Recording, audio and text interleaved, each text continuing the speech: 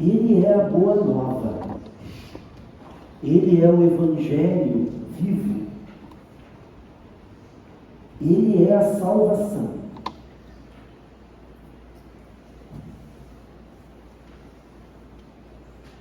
A pergunta que nós devemos nos fazer é como isso tem sido em nossa vida.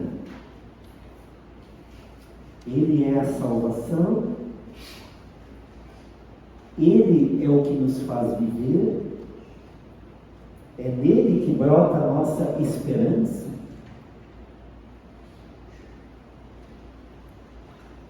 Vocês sabem, queridos irmãos e queridas irmãs na fé, hoje é um pouco difícil falar sobre esse semear com esta comparação, porque hoje nós temos o tal do plantio direto, né?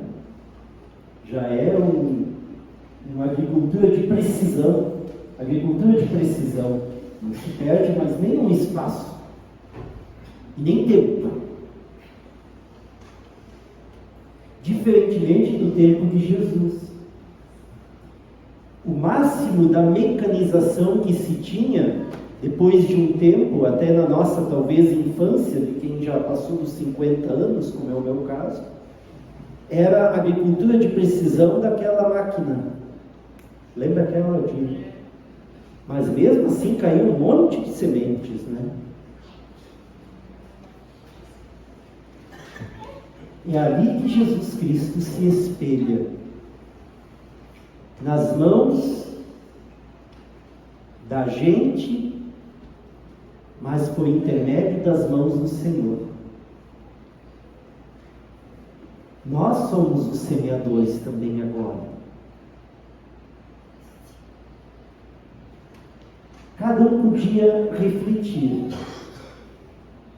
Que tipo de solo nós estamos escolhendo para semear?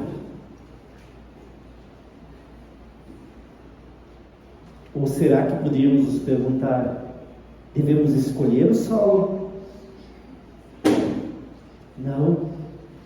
Na parábola não se escolhe o solo para semear o amor de Deus. Semear a esperança do reino.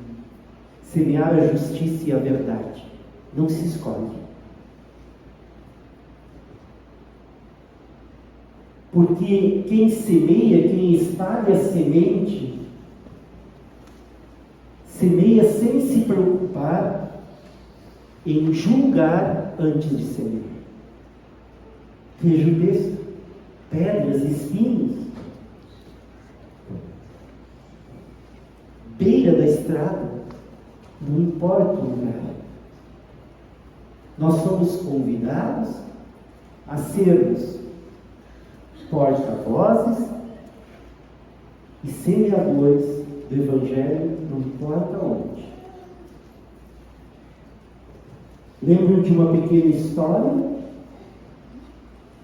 que um peregrino andarilho chega numa vila e nessa vila não tinha nada de bonito em termos de vegetação. Era um lugar que tinha muito lixo, um lugar feio.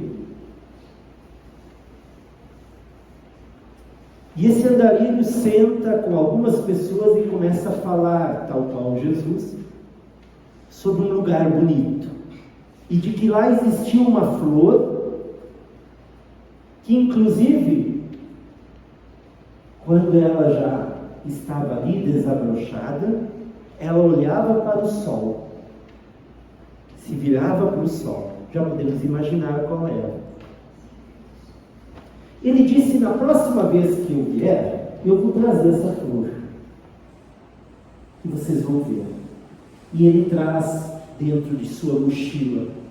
Só que quando ele tira a flor, ela estava murcha, já quase sem vida.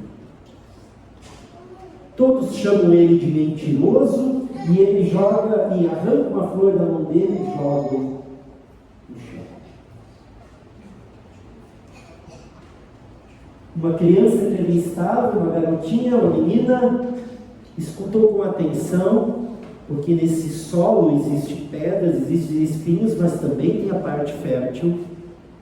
Ela juntou, como tinha ouvido a história, e debulhou o girassol e colocou na terra. Qual não foi a surpresa que um bom tempo depois o peregrino volta e vê a vila cheia de girassóis. Porque as pessoas começaram a colher os girassóis e debulhar também. E aquilo se multiplicou, triplicou, 100, 60 por um. Começou com uma criança.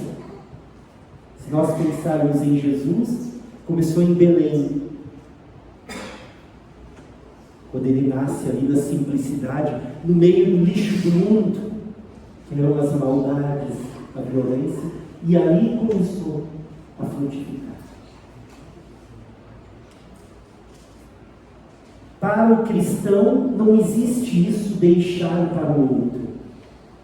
Sempre tem uma maneira de frutificar ou de semear. Sempre tem. Não se pode transferir, como diria uma vez uma senhora que disse: olha, meu filho disse sim, que eu era para vir no culto e orar por ele. E o pastor respondeu: pelo que eu sei, Deus tem filhos, não tem netos. Todos são responsáveis em vir de certa maneira, ouvir o Evangelho, deixar o solo fértil no seu coração, para depois também poderem virar girassóis e semear em outros lugares.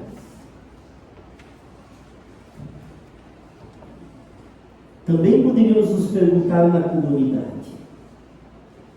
Sabe, Valéria, podíamos nos perguntar na comunidade: como estão os nossos grupos? As pessoas ali todas sentem a vontade de semear? Ou é uma ou outra pessoa?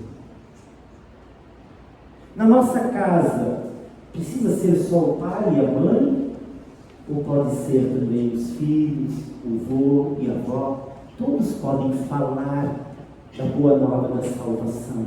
A esposa, o esposo em seu lar, numa mensagem que seja, sem olhar muito só o pedregoso. Um dos momentos que mais me ensinou foi no tempo da pandemia, quando nós estávamos assim: puxa, o que nós vamos fazer agora? Não temos mais esse ambiente presencial. E nós começamos a fazer lives, começamos a passar culto aqui pelo Facebook. E volta e meia, quando a gente menos espera, porque assim é quem planta, quem semeia, a gente espera que as coisas aconteçam amanhã. Não, elas demoram como uma planta, por vezes. E quando menos espera, às vezes estão num lugar e eles dizem: puxa, pastor, como fez a diferença isso aquela vez? O que vocês fizeram lá na comunidade de São Lourenço. Vocês amaram a todos sem olhar o solo que era propício ou não. Comunidade cristã também vai nos lugares feios, nos lugares frágeis, nos lugares de enfermidade, nos lugares de aflição, como celebra nos momentos de alegria. Comunidade cristã, pessoas cristãs arriscam a fé, jogam sementes sempre quando possível, seja no encontro de amigos, seja numa palavra pelo WhatsApp, pelo Facebook, seja num abraço fraterno. O cristão fala de Jesus em muitos momentos. Amém.